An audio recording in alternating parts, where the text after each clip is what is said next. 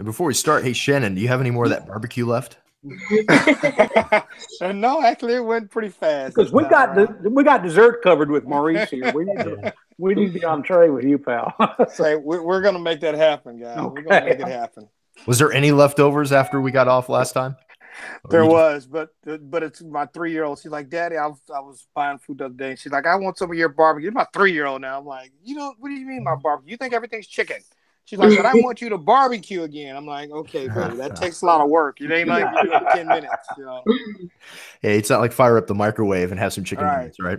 Exactly. Yeah, right. All right, we'll get started. Welcome to the Killer Frogs, the podcast all about TCU athletics from the fans' point of view. My name is Sean Fouché, and this is episode 87 for March 20th, 2018. Joining me on tonight's panel are Killer Frog Emeritus Wes Phelan. How you doing, Wes? I'm just doing great. How about yourself? I'm doing pretty good. Did you have a good spring break? Spring break? What? I worked. Yeah. Well, Shannon knows what I'm talking about, don't you? Yeah, I do. Yeah. I do. Yeah. So, and that is, of course, Shannon Brazil. How you doing, Shannon? I'm good, man. Good. How's everybody doing this evening, I should say? Doing great. Doing wonderful. Yeah. Did you take the kids anywhere over spring break, or? We just did the movies and main event, all those little things you do when you don't feel like traveling, right?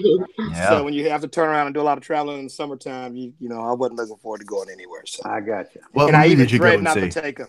I even threatened if they were acting up, they wasn't going anywhere. So I'm trying to get out of that, right? There you go. They hadn't seen whatever Black Panther, whatever so we took them to see that. I didn't go. Me and my wife, she's on spring break too, so I used that as dating time myself. Get our court on, as they call it back in the day. Look at you. Court. Passed up Black Panther to spend time with his wife. That's I did. Great, man. Yes, indeed. Well, when it comes out on DVD, rent it because we saw it over spring break. It was pretty good. Pretty good. Movie. Yeah, good. Yeah, definitely lives up to a lot of the hype. We also have the boss, Ryan Zeller. Hey, Ryan. Hello. And you're on tonight from a secret location on the West Coast, aren't you? Yes, I am. I am in the beautiful Santa Clara, California. I'm actually here for my day job. I work for Silver Peak, and so we have training this week. So I'm up here for a whole week. So it's beautiful. There are worse places to train. No kidding. Definitely. Yeah, for sure. And rounding out the panel tonight, we have a special guest, Maurice Ahern. Excuse me. It's okay. I want to do that one more time because that was sorry, I got caught up here. Maurice Ahern. Maurice, how you doing today? I'm doing great, thanks. I apologize. It's been a long day. That's the last time I take a sip of beer before I introduce a guest. Okay. Well, we want to start off today. We got Maurice on. Maurice, thank you so much for spending time with us this evening. Of course, TCU fans fell in love with your family through your son, and we want to hear all about what you've been up to lately. But I hear coming up here pretty soon on Saturday, you guys have a 5K for neuroblastoma. Do you want to talk a little bit about that? Yeah, I would love to talk about that. This Saturday, March 24th, there's a event called the Blast.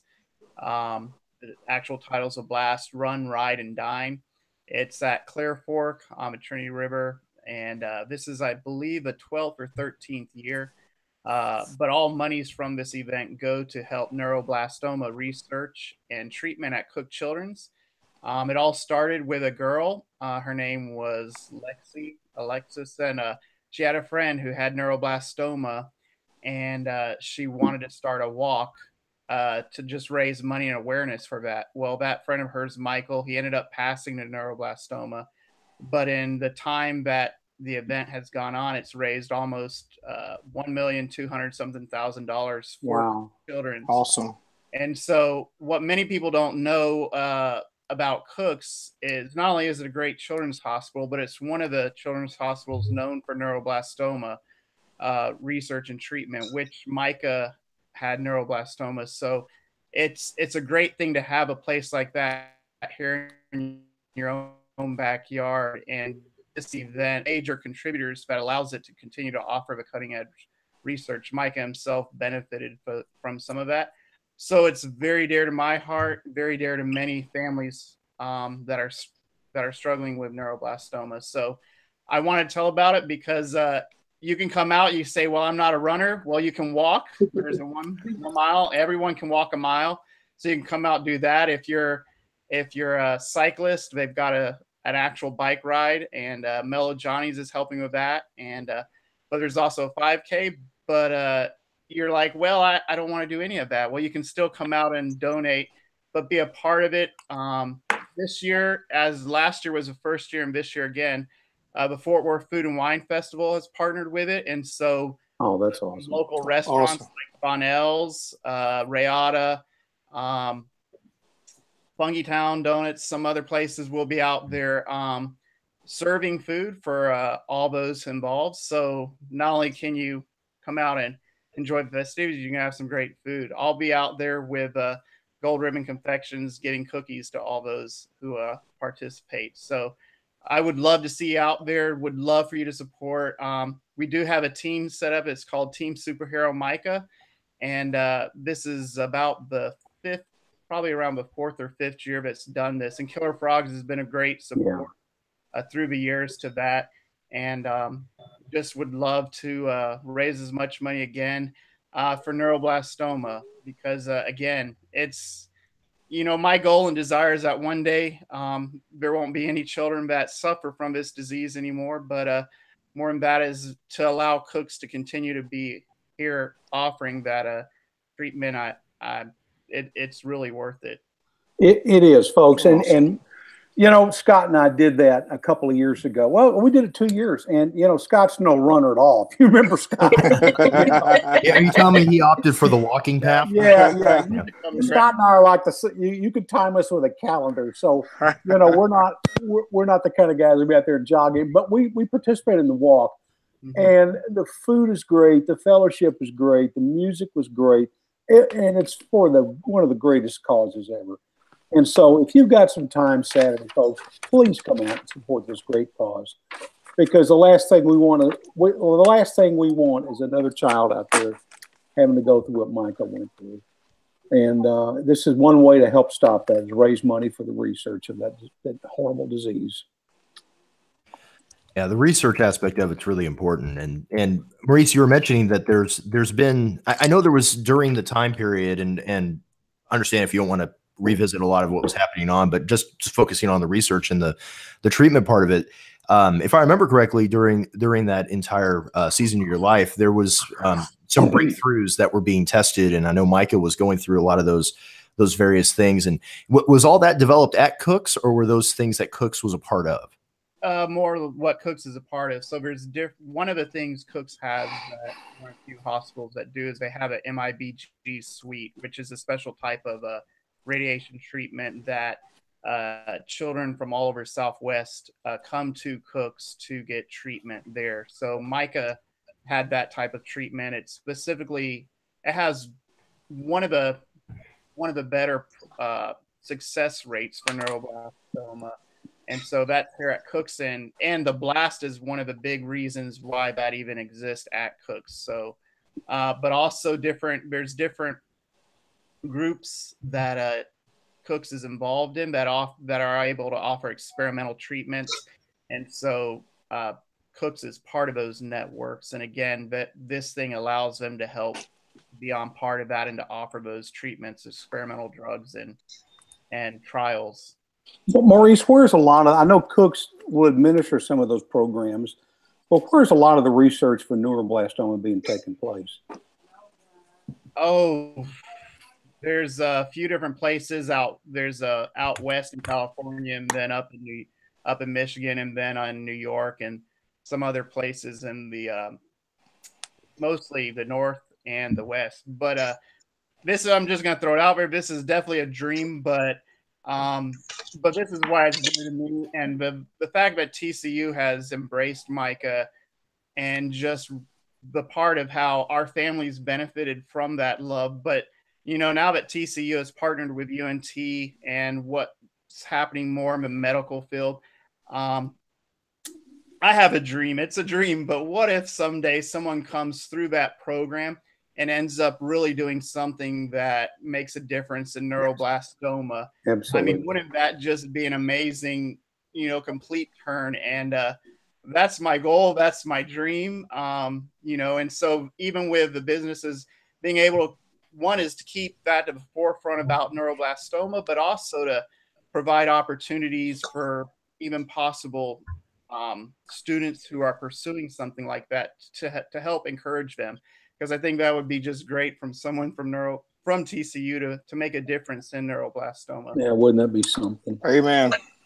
You know, Maurice, I got to tell you, I had the great pleasure of meeting young Mike at one point, and what a sweet kid that was. But if you don't mind me going back, there are a couple of stories from his funeral that really stood out in my mind. And one of the most vivid memories I have, aside from the huge number of people that were there, but you know, I guess if you could probably tell the story better than I, but the story of the beads, every bead he got represented a procedure or a step along the way in his treatment. Is that correct? That's correct. Yeah. Okay.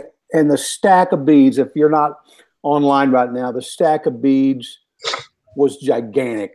And what that young boy went through to fight that disease and the beads he earned for that, that really struck a chord with me to see. That was a very effective tool to see what he had gone through and what he endured in his struggle against that disease. And that pile of beads was gigantic. And God bless him. I mean, that was what he had to endure, what the family had to endure. It was pretty amazing. But going through that kid was tough. You know, you want a guy like that on your side. And well, you know, we call him superhero Micah, but that's not a platitude. I mean, he is a superhero.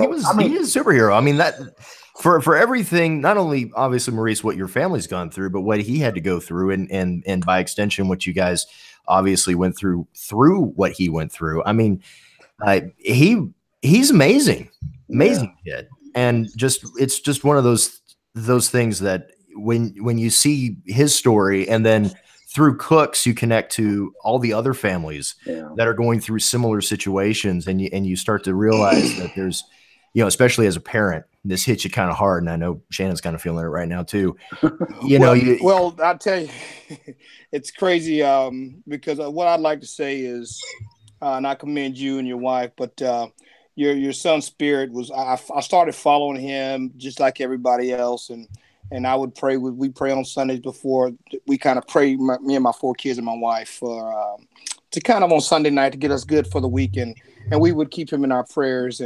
But his spirit would touch you through the screen. His spirit would touch you, and I just started following him. I was just like, I prayed for the kid. I loved his spirit, and I'm telling you, the fight. We understood what he was going through, but man, by his spirit, you couldn't tell it. Even the days he was down, you could see him just trying to fight.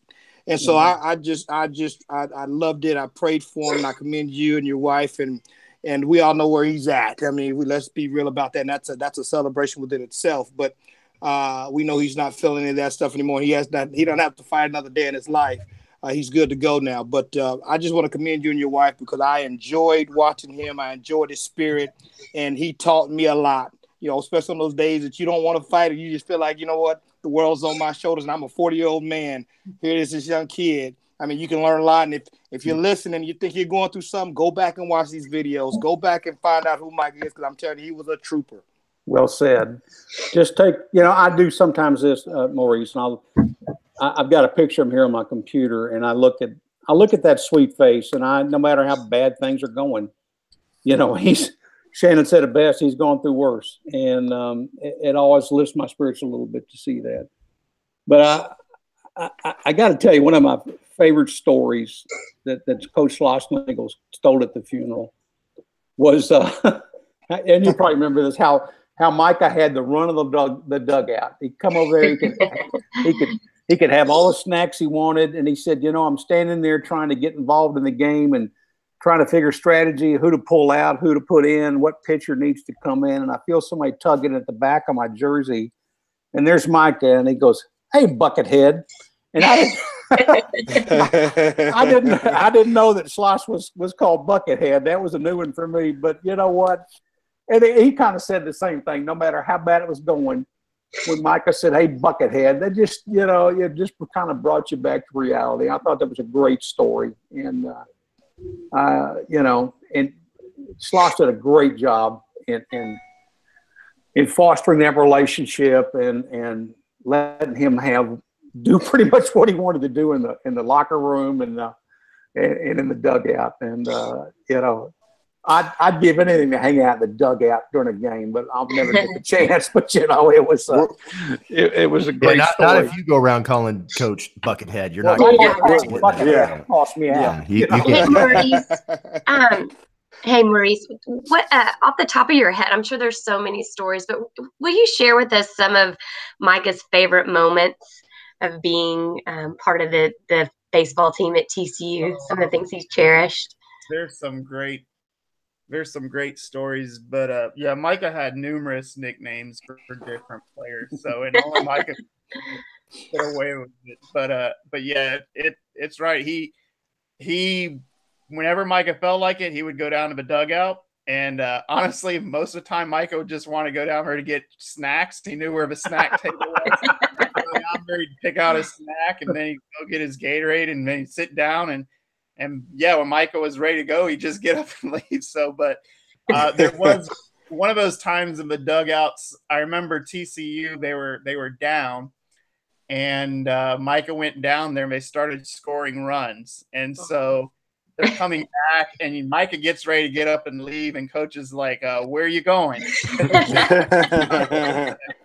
were coming back, and of course they came back and won that game. But it was just funny because it was like they were at least one of the seasons specifically, but whenever Micah would go down to dugout, it seemed like they would come back. And so it had that way of when Micah was there, they just kind of rallied around him. So, but I just remember that coach was like, yeah, no, you can't leave yet. So that was funny. But Shannon, you'll come to appreciate this one probably. But one time Micah was at the hospital. He was in the infusion clinic and had no clue that Andy Dalton was going to be there that day.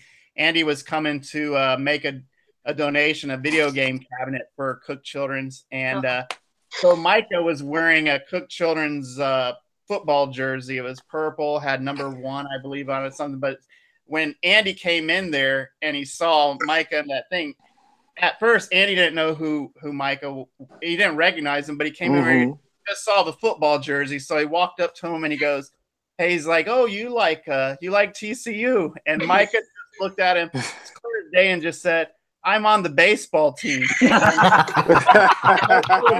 was just point blank. Good for him. That's awesome. Mike was like, no, I'm on the team. And so awesome. And so it's kind of funny because Micah really believed he was part of a team, and he would tell his friends from the T-ball team to his neighbors to everyone around how he was part of TCU baseball, even up to Andy Dalton. He is like, he really believed it. He felt he was a part, and that was probably the biggest gift our family could have. And so, like, I can't brag enough about TCU from the whole organization. It flows from top down. So, but Coach Sloss, I mean, TCU's blessed with an amazing coach, man. I mean, he's a great man. He's a great coach, but all his staff are great. The players, they're all class acts, and just our family's been blessed so much by the love of TCU, and it it doesn't cease to amaze me how I'll run into people all the time who are alumni or had something. Even the last game of the season, I wear the ring all the time, but Coach presented me with a ring. It was a 2016 ring they got, and awesome. Of course that was when I actually got it on now, but that was when Micah passed. But on the ring, it's got the NE. I'll hold it up, but it's got the NEGU on it, and of course Micah was always known for saying never ever give up, and so. That's awesome. I wear this, but I was on a plane one day going to New York, and someone saw the ring and they were asking about it. And they were flying. We were actually flying into Cleveland to go to New York, and they lived in Cleveland, but they had known about Micah and had heard about it. So just like, it's amazing how far Micah's influence and all of that is a lot because of TCU and what they've done. And so, like, again, I can't say thank you enough. I'm continue to be humbled and amazed just by the influence he's had. And I guess one last story is something that always sticks with me, but I've shared this before, but Micah, when we'd be at the hospital or even at home, Micah loved to play video games, loved to be on the iPad, loved to play video games at the infusion clinic. But like, there'd be a couple times, like one of his games he used to love is Mario. And I'm not good at video games much at all, but I'd play it and I'd die on the game. Micah and I'd get frustrated, and Micah would just look at me and he goes, "Remember, Dad, never ever give up." And, just without no thing. And so then I'm like, okay, I'm like, I guess I can't give up. But I still remember that, and that stuck with me. And I remember there was after Micah passed, different people would send letters and emails, and there was a TCU student who was in the pre-med program, and he said, "You don't know me, but I know Mike, and I followed his story, and I've got hanging above my desk, never ever give up." And he's like, during the times when I feel like I can't make it through my exams and stuff, I see that, and it encourages me. And man, that I've never met this person, don't know if I ever will, but that stuck with me. And just that same thing from baseball players to students to people outside of the university is just, that's for one thing, is like, there's so many kids like Micah that are fighting neuroblastoma. And man, they're some of the strongest kids you could ever meet. And Micah had a way of just lighting up the room. He never left without being touched by him. And so that's forever stuck with me. And it sounds like Wes and others who've got to see him or know him, that same thing. And so, again, that's why the blast is important, because I don't want this to sound crazy, but like, you don't want anyone to have cancer. But of cancers, with childhood cancers, there's some cancers that have a better success rate than others. And neuroblastoma is still down on the list, especially if you're in stage 4. And it's just sad for kids who get it, especially, and it's got a long ways to go. And so again, this event really, really helps with that, helps give hope, but also hopefully one day those numbers will be even better, to where it's not such a bad thing if you're diagnosed with neuroblastoma, and especially stage 4, that it will be one of those things that people say, hey, the success rate is high to make it through it. Well, let's hope so. And it's got to be comforting to you to know that Micah left such a big footprint on this earth, and it certainly touches my heart. And you can tell I get emotional. And I've been through a similar experience. I won't go into it. This show's not about me, but it really touches me to know what kind of footprint he left on this earth, and I hope it does for you too, because he touched a lot of lives, and he hit a lot of hearts, and that's great. It's just absolutely fantastic. Yeah, Micah's legacy is one that will live on for a very, very long time. Yes, indeed. Absolutely. His time, not only as part of the baseball team, and it was funny, you were saying, he honestly believed he was on part of the baseball team. I tell you what, I think every single Frog fan would tell you without a doubt, unequivocally, he was a part of the baseball team. I mean, there was no doubt about it. I mean, that that kid of yours, he not only was he part of the baseball team, he was the heart and soul of that baseball team. It still is. I mean, ask Evan Scoug and Mitch Traver and all those guys if Mike was on the team. Oh yeah, definitely. They'll tell you, heck yes. Absolutely. Hey, Maurice, you said he had nicknames for some of the players. Did he have a nickname for Scoug? You know, that's a good question. I'm trying to remember. I know he loved Scoug, and Scoug was really, but I'm trying to remember. I know he had one for Cody Jones, but I'm not going to embarrass Cody. When we interviewed Scoug a couple years ago, and he was talking about he was talking about your son, he had mentioned something similar about Micah calling players by different names, and I never asked Scoug. I forgot to ask him at that time if he had a name for him. But I mean just interviewing the players that were around when your son was in the dugout, you know, calling Coach Buckethead and whatnot. I mean, and eating all the snacks. I mean, he just talking to those players and talking to those students, you could tell immediately what effect he had and your family had on all of them, and not just on the field, but off the field as well. I mean, a lot of that team grew up and matured so much because of the story, not only through Micah, but through everything that you guys were doing and the support that team had. It was, to me, it was very humbling, because it almost like what Wes and what Shannon was saying earlier about, you know, it's like, hey, you know, I'm a 40-year-old guy, and what problems do I really have? Right. And here are these 19 and 20-year-old kids who had their entire mind shaped by that. And they really honestly felt like, you know what? This is an amazing ride called life. And this kid has shown us just how amazing it is. And I just, like I said before, his legacy is going to go on for a very long time. And it is something that I think all Frog fans have been blessed with. And that's really the best way I can say it. Your son's story has blessed all of us. Well said. And and we are all better for it. And anyone, we'll probably put this on the podcast when we air it, but the Super M for Micah, the guys still wear it on their hats. It's a what do you call it? A patch that goes on their hats. And so those of you who haven't noticed that, look on TV if you're watching the baseball players, or if you're there live, they all have it. So like you said, it will go on forever and ever. This is one thing I remember just popped into my head. It was, I think it was 2016 when Micah wasn't able to make one of the games. I think it was early on in the World Series, and we had won, or maybe it was regionals.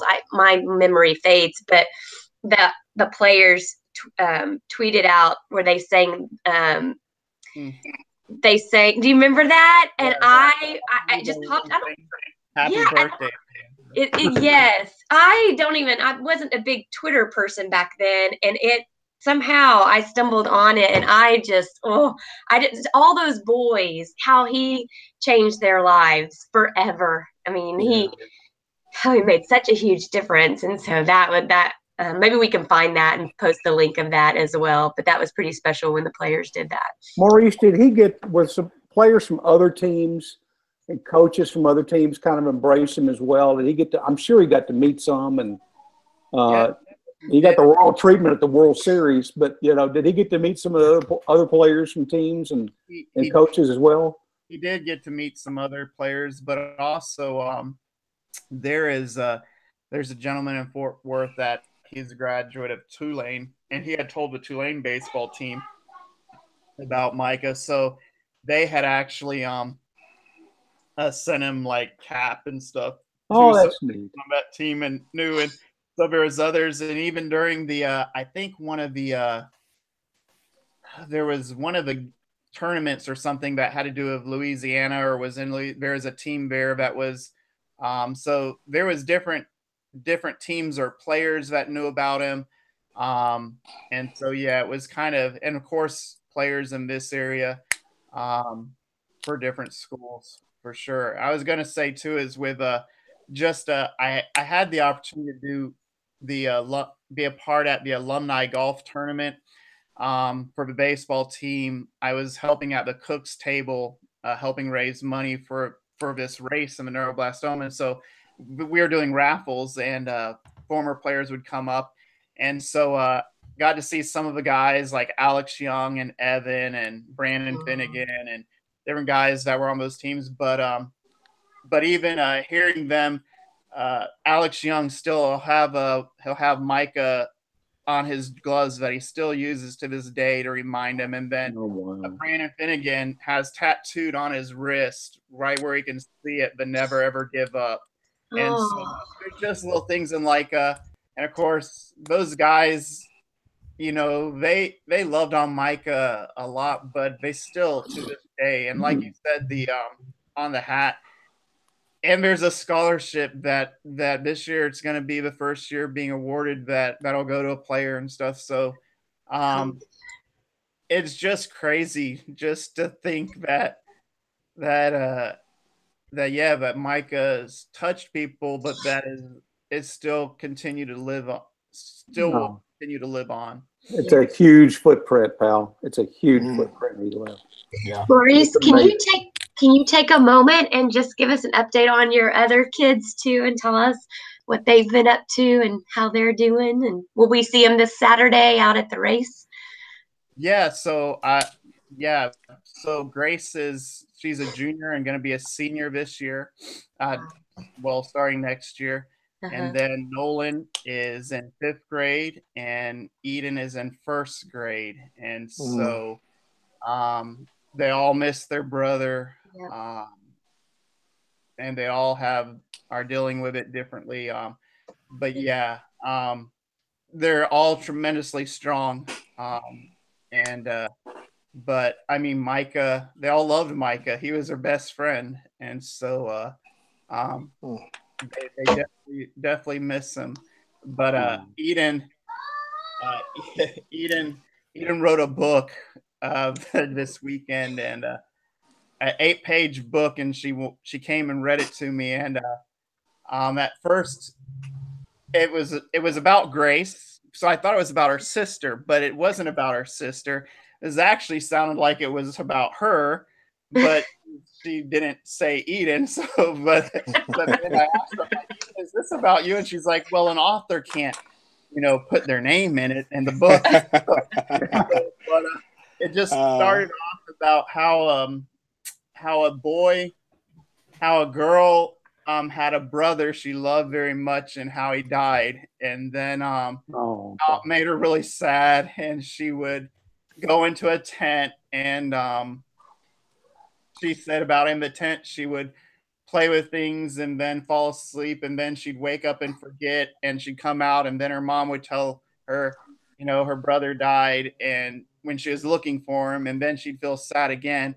But then she'd talk about how she would go do other things and remember other things. And she ended it with a song. In fact, she wrote a song. And the whole name of the book was Amazing Life. And she wrote a song, and it was called Amazing Life, and just about how good God is. And so, I was kind of blown away this was coming from a 6-year-old, but and she sang it to me, and so she'll cry at night. She misses her brother, but she's also got the sweetest spirit. And same with her older sister, same with her brother. They're superheroes in themselves, and absolutely. Yeah, that's when you know as a father you're doing something right, man. Right. That's unbelievable. I mean, the heart of a child, but not only that, but to emote in that way and be able to express such unbelievable love for a brother. That's awesome, man. You should. Yeah, I bet you're just unbelievably proud of her. I'm proud of them all. They're all of course. It was a horrible experience they all went through, but as I realize now, my son lives in my heart. He's not here on earth with us, but he's still alive right here. And Micah is in their heart, your heart, and your wife's heart, and it's just always will be there. Yeah, there was. We watched. I took Nolan Eden to see the movie I Can Only Imagine, and that'll make you cry. Oh yeah, the entire way through. All right. Yep. And so like all crying. So yeah, but they talked about. So I asked them, and of course Nolan is very logical to the point. He doesn't show a lot of emotions, but he was just like, that was sad. And so, but then I asked him more, and so like he really could expound on it quite a bit, and so did Eden. I think that's kind of where her writing the song came from. But in that movie, it said before he ever came with a song, the Atkins, who was playing this guy, said, you need to take the pain, and you need to take that pain and make it into something that inspires. And so that's the same, like Micah had a way of inspiring people. And that's my prayer for his sisters and his brother, is that they just become ones who just inspire countless people, just like their brother did. But also even with a business, with Micah's foundation, different things, is just that continues to inspire people. And yeah, we miss them. We'll always miss them, just like what you said, Wes. When you lose someone, they're with you, but there's those times where you miss. But that thing of learning how to like take it and use it to inspire others to make a difference. Well, and that's what you said was really true. And one of the ways I dealt with it was because I had problems telling the story the first few years. I mean, I couldn't get through it, that crying. I don't care who sees me cry now. It's just, it's just part of the healing process. But it's it's like somebody said, take those tears and turn them into the happy moments you had with your child.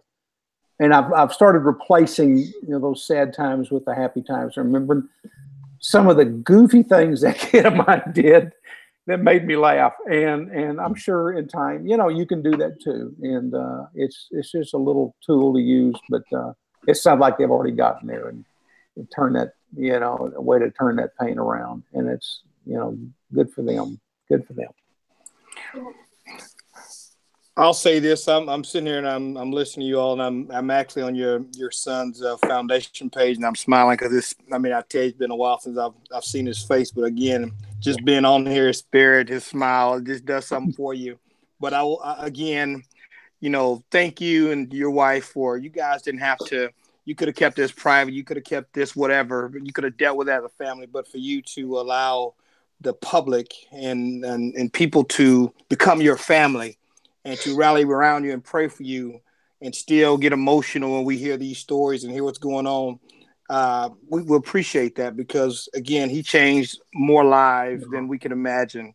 And 24,000 people are reading the comments and the locker room comments and all that stuff. This kid, he did something most adults couldn't do. He changed people's lives. People will think about this guy all for the rest of their lives. Yeah. And that's big kudos to you and your wife. And so I personally appreciate that, because if anything, it taught me how to pray for somebody else. Yeah. Oh, thank you.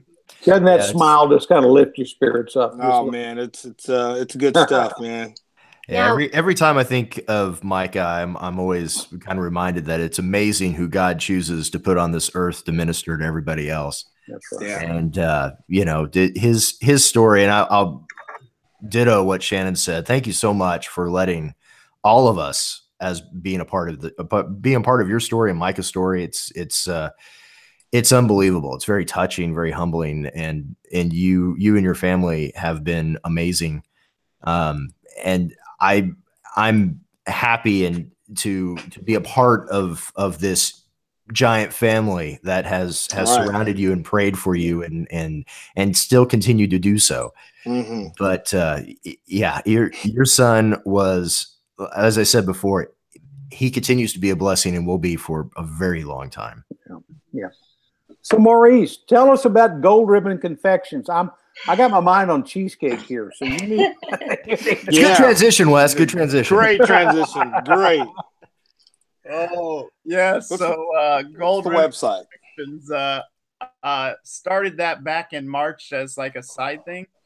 Just, after the loss of Micah and just some hard things in life, just really like, what do I do? How do I take this and use it? And long story short, when Micah was first diagnosed,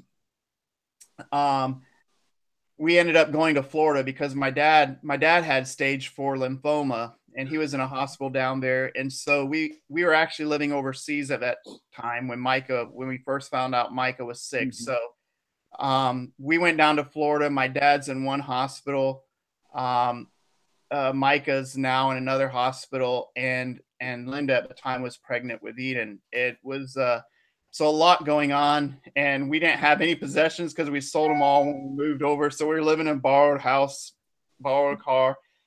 It was just a lot of uncertainty. And as a man not having a job, and now knowing my son has this deadly disease in him, and seeing my dad, the man who was always a picture of strength and weak, for a first time, man, I didn't know what to do with all the emotions. I was pretty discouraged and depressed.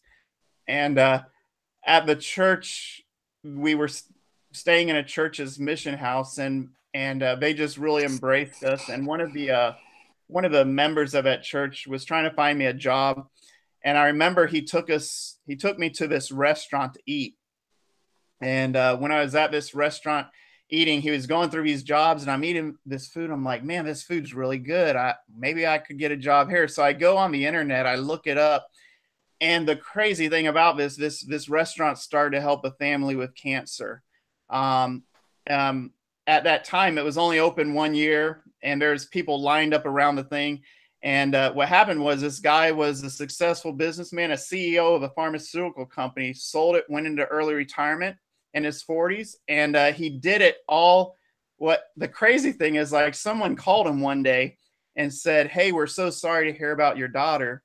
And he's like, "What do you mean, my daughter?" And we're like, your daughter, the diagnosis. Well, it was a wrong call, but a person thought his daughter had cancer. Well, when that hit him and the emotions from that, then he was like, I got to find out who this person was. So his search, he found out the family.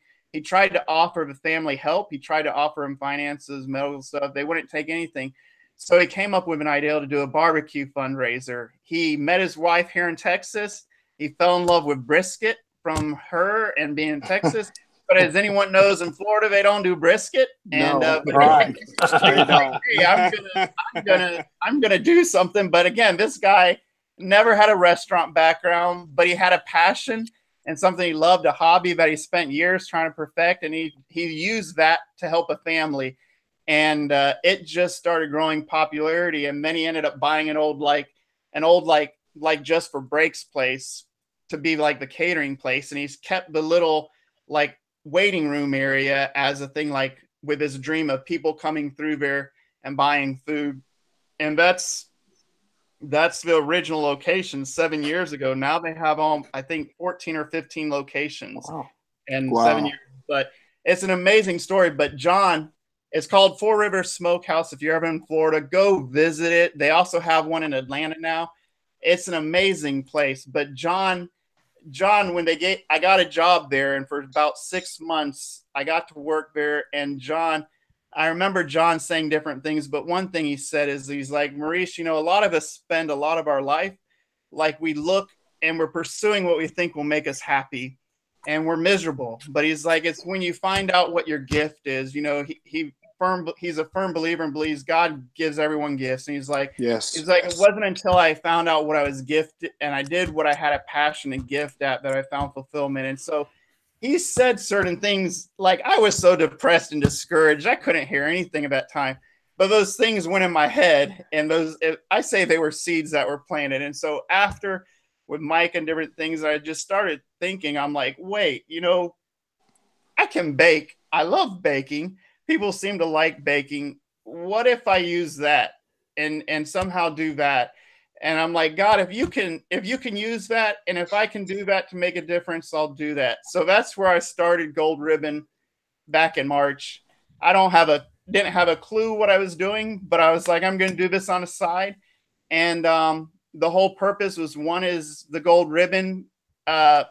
Behind that meaning, gold ribbon is the color for childhood cancer.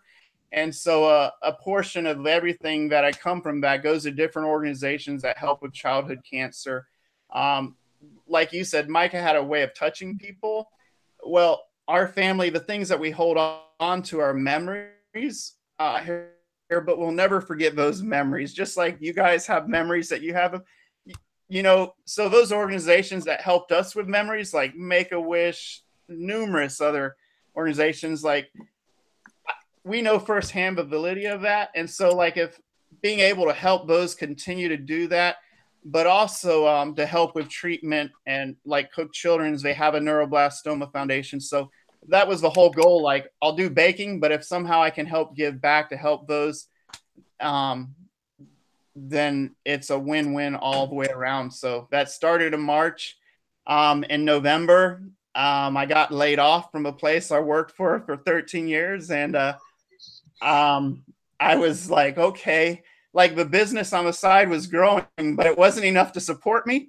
But at the same time, I'm like, you know, that thing where you get like, like I could get another job and be comfortable, or I could just really put into what I believe is a thing that was placed on my heart. So in January, I decided to go full-time into it. I mean, it's going great. God's providing. It's got a long ways to go still.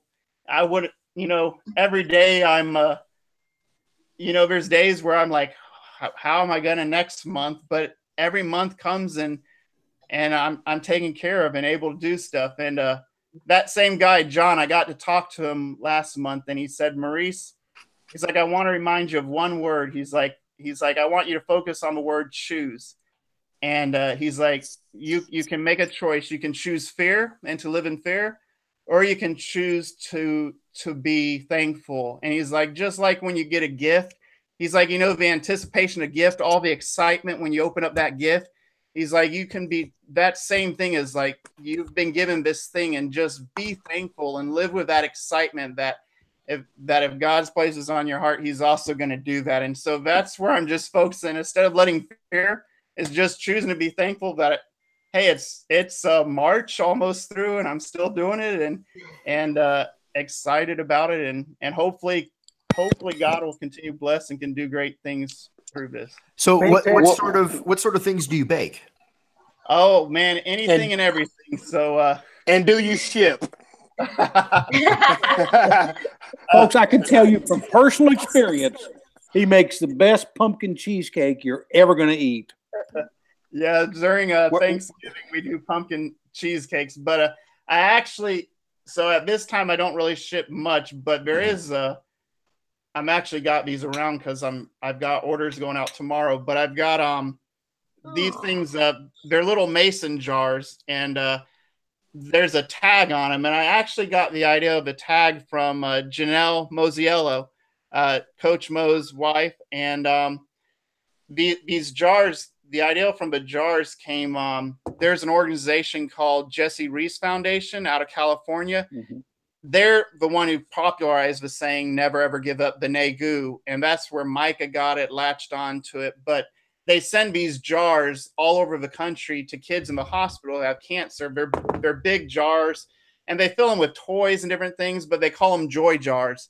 And so working with them and talking with them, trying to do something for them, I was like, I came up with the idea, was like, who doesn't like baked goods and who doesn't like cookies? And I'm like, and so the idea of just a mason jar, put cookies in it. And so it's called a jar of joy, and it's got Micah's picture on it. You know, it was super, but it tells a little bit on the back, like a portion goes to every one of these jars, like a portion goes to the Neuroblastoma Foundation at Cook. And so like this month from the sales, like I put $200 in to the race that came from the sale of these. But one is, you all said it, Micah had a way of making people smile. And so that's kind of the thing of this, is like, this makes a great gift. You can ship it. It's easy, but it's at the same time, it's a way to just put a smile on someone's face. And the hope is, like with something like this, it puts a smile on face, and at the same time continues to help cooks do. So with your question, Shannon, yes, I ship these things at the time, but I do cookies, cheesecakes. I do weddings, special events, you name it. If I don't do it, I'll try to do it. So. There you go. Now, what are you going to open a bricks and mortar location, or are you still just? Yeah, that's So right now I'm working out of a commercial kitchen in Arlington, but my desire, I have dreams. Like I would love to be somewhere around TCU. So hopefully someday that'll work out. But right now is just trying to find the right place. To open up a place. This is okay. I can't help it, but man, God is so awesome. So I got to share this. So someone reached out to me, a family, they have a daughter with cancer. She's in remission, but I've done a couple birthday cakes for her. And that's actually kind of where I started to do this business, is because of her. And her name is Collins, her family, Clint and Kim, wonderful people. But they reached out to me and said, hey, there's a business going out. They're selling stuff. You should see if you can get some stuff. So Leah's Sweet Treats on Camp Bowie and Arlington Highlands is closing its doors this week. And I reached out and actually was able to get some stuff for sale, but I never knew. My husband was a graduate of TCU, had no clue. So when I went down there to buy some stuff, and he was actually on break from his job, and he saw the ring on my finger, and he's like, hey, can I see that ring? And so he took it, and he's like, I got to take a picture of this. And so we got talking, and so he had known about Micah and followed, and so now I've got some of their stuff. So even though they're closing the doors, they're still going to live on through wherever I open up some of their cabinets and counters and stuff I actually going to use. So it's just kind of crazy. So I don't have a place yet, but God's providing things for it. So, well, I'll tell you, person. So just crazy. I'll tell you this, next year, and Ryan, I think she can attest to this. Well, I know she can. She was there. We have a banquet we do for high school student athletes, and we cater. It's over in Mansfield, at the Arts District or whatever it's called over in Mansfield. We'll let you know, but we had about 300 people there. So, and I messed up on dessert. Well, Shannon, I'm telling you ate you a few jars of joy there, Shannon. I'm telling you now, I'm going to have you out. I'm going to put your product as far as dessert. We'll discuss that later, but I'll have you there so everybody can not only taste it, and maybe we'll have you say a few words really quick, just to know what you do and why you do it. And then I'll whatever the cost is, I'll cover that to have it covered for 300 people. So just you have a deal with me right now, but I haven't even tasted your product yet. But I can't wait to do that. Hey, you know who else needs desserts? Is David Hawthorne in his restaurant.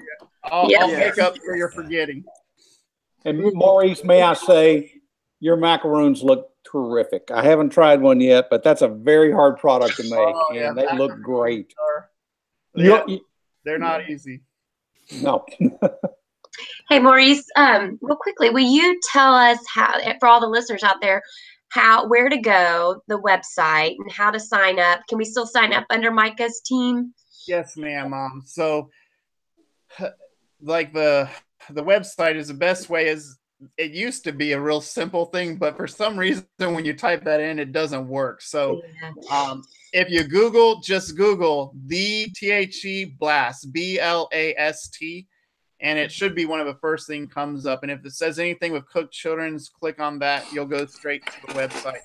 But also, if you're a Facebook user, if you search The Blast, BLAST again, and Facebook, there's a Facebook page where you can find out about it too. But we have a team. It's called Team Superhero Micah.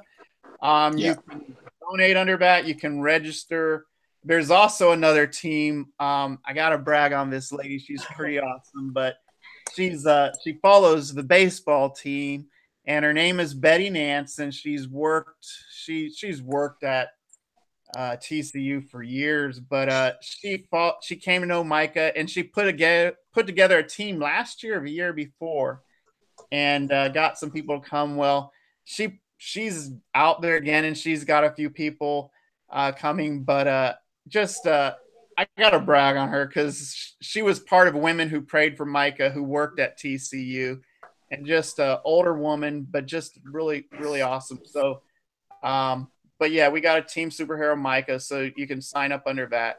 Okay. Yeah, I just checked with Google. If you Google The Blast, it's the very first link that shows up for Cook's Children. And I think the website address also that they have it linked to is NB, which is abbreviation for neuroblastoma, nbwalk.org, O-R-G. So nbwalk.org, or just Google, like you said, The Blast in Google, and it's the very first link. Thank you. Absolutely. And tell you what, the way you're going, Maurice, you won't have to wait long for God to provide you with a space. No, Yeah. No doubt. He's blown me away. I mean, and that's what I learned again from John is just John, God brings certain people in your lives during things. And that's what I feel like he did with TCU. Like, again, like you guys say, thank you for opening up and letting us walk with it. But like, again, you were like a bigger family for us. And, what I learned is I just talked to a man this past week. He's lost his daughter, and talking to him and just saying, hey, don't do this alone. You need people to walk through this with. And that's what TCU was for us, and is a bigger family. And so, you blessed us just as much as we had a place that was normal, so to say. And but John, when I was down in Florida again, he said, he's like, Maurice, he said, what do you need to be successful? And I said, again, I was like, I don't know, maybe this much money to make. And he's like, well, Maurice, he's like, he said, Abraham, when God called Abraham, before he said he would bless him, he just told him to go somewhere. Mm-hmm. And he's like, he didn't know anything that lay ahead of him. He just said, just go. And he's like, Maurice, just every day, he's just like, focus on being faithful. Every day, just be faithful and obedient and leave the rest up to God. And so that's what I'm trying to do. And just if I encourage everyone, same thing, don't get caught up because one thing we learned from Micah is, none of us are guaranteed tomorrow. We're only guaranteed today. And just be faithful with today. Be obedient in what you know today. Make the most of today. And then tomorrow, when tomorrow comes, the same thing. Don't get caught up in worries. Just focus and make the most of today. Yep. Amen, brother. Amen. Well, Maurice, we want to thank you so much for being here. And we want to have you on every year. And maybe, we'll pick a certain time of the year that was special to Micah, baseball season perhaps, and have you on the same time every year so everybody can look forward to it. And we'll go ahead and put all of this information that we've talked about tonight up on the board and on Facebook. And if you ever need anything, just reach out because we're here for you. We will. If you ever have a message you want to get out, we're here for you to help be your additional voice. Sean, I think, we were going to talk about some other things. I think the best way we need to, wish the women's basketball team good luck.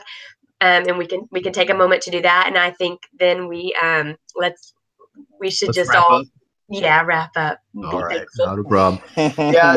just a real quick aside. Maurice, thank you again for joining us. Thank you, brother. We really appreciate it. Thank you again for everything that you do and you continue to do for this frog community. And like you said, I mean, we were made to be in fellowship and be in community, and the frog community has time and time again, constantly, just everybody's surprised. We've always risen to the occasion, and we are always going to surround you and pray for you and be a part of what you do and what your family does. So, thank you so much for coming on, man. Thank you. I'm trying to keep it all Saturday too. So. Yeah, we'll see you Saturday. But real quick, as we transition to other things, we want to apologize. Some of you may have heard us last week.